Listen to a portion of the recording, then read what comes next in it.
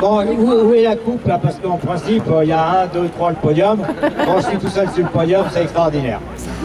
Bon, je dois dire que ce qui est arrivé ici au Puy, j'ai découvert en cherchant sur toutes les manifestations qu'il y a en France, que par exemple dans une grande ville comme la ville d'Auxerre, ils avaient eu strictement les mêmes problèmes que nous pour des problèmes d'ego. Donc vous inquiétez pas, ce qui nous arrive ici, ça arrive aussi ailleurs, c'est dans la logique des choses et dans la nature humaine.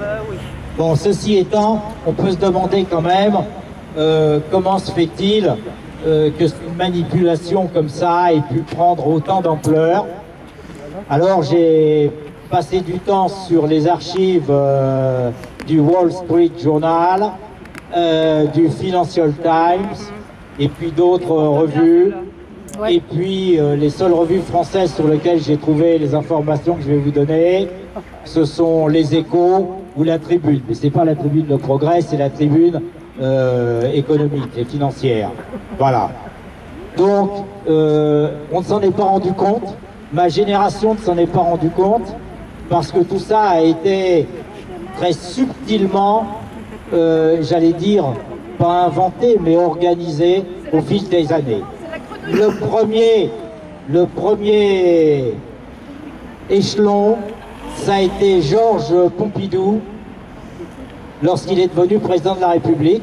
J'ai donc découvert, bien sûr, on savait que Georges Pompidou avait été fondé de pouvoir de la banque Rothschild, mais je ne savais pas à l'époque qu'il était le premier Français à avoir intégré le groupe Bilderberg.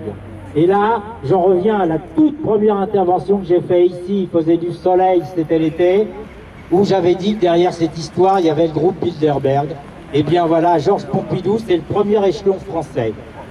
Ensuite, j'ai découvert que ce groupe Bilderberg avait intégré quelqu'un dont les plus vieux ont entendu parler, l'ex-maire de Marseille, ex-maire ministre de l'Intérieur, Gaston Defferre.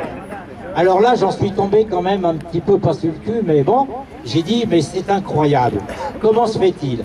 Et puis au fur et à mesure, j'ai découvert que de plus en plus de Français avaient été intégrés par Bilderberg. Alors je vous passerai, François Hollande, oui, il a fait partie du groupe Bilderberg. Manuel Valls, oui, intégré au groupe Bilderberg. Fleur Pellerin, qui a été ministre de la Culture, intégré au groupe Bilderberg. Et ça fait beaucoup de monde, ça, pour le groupe Bilderberg.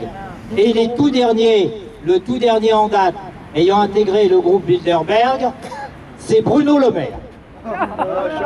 Et juste avant lui, en 2018, alors Bruno Le Maire, 2019, juste avant lui, 2018, Jean-Michel Blanquer, le ministre de l'Éducation nationale. Vous comprendrez pourquoi on veut vacciner les mots. Donc, Valérie Pécresse, comme je l'ai dit la semaine dernière, j'ai eu d'autres vérifications. En 2002, elle intègre ce qu'on appelle les Young Leaders, c'est-à-dire c'est un organisme sous l'American Foundation qui présélectionne les grosses têtes qui sont destinées à devenir ministre ou président d'un pays ou d'un autre.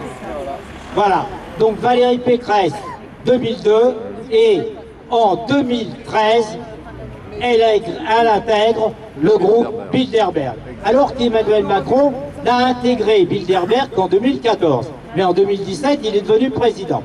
Donc aujourd'hui, ça se confirme. Macron, il est cuit pour les autres, mais c'est Valérie Pécresse qui sera présidente de la République française.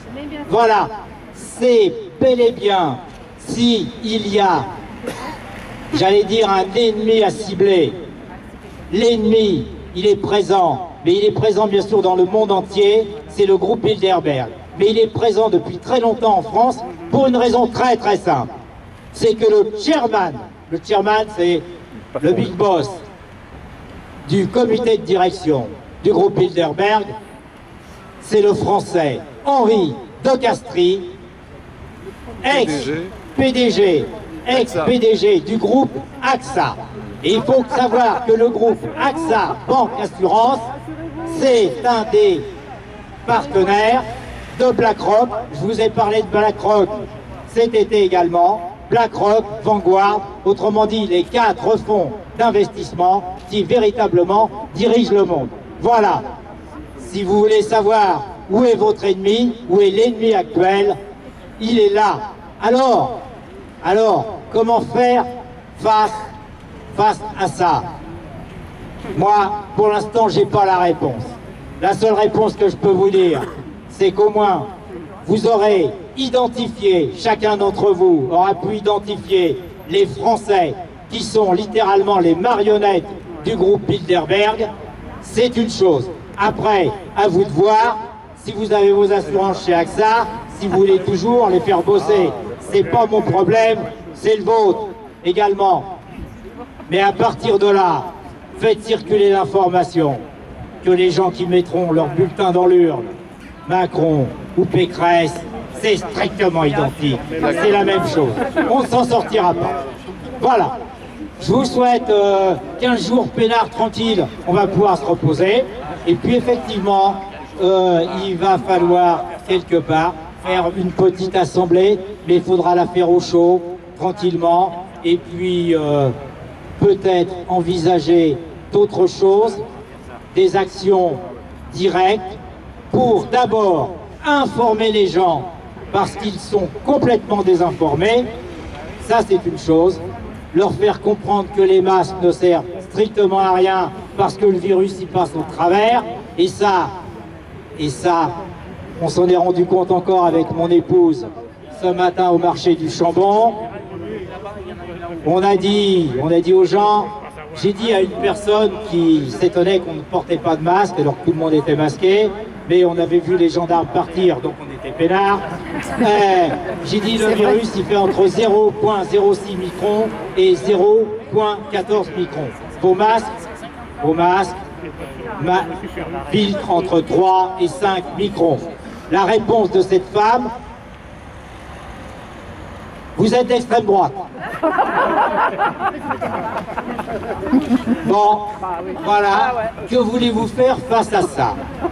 On ne peut pas faire grand-chose face à ça. Je pense que cette personne est totalement irrécupérable, mais il y en a peut-être d'autres qu'on pourra récupérer. Allez, je vous souhaite de passer de bonnes fêtes. Ciao. Oui, comme monsieur l'a dit,